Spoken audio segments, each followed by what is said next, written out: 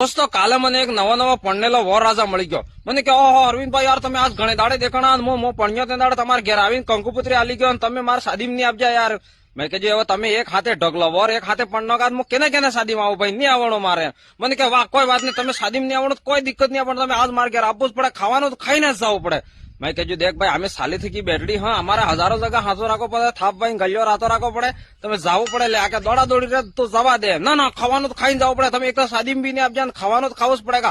તમે એક કામ કરો અગર તમારે મોડો થતો હોય હું મારા ઘેરવાળીમાં ફોન કરી દઉં ખાવાનું બનાવીને તૈયાર રાખે તમે ખાઈને નીકળી જજો.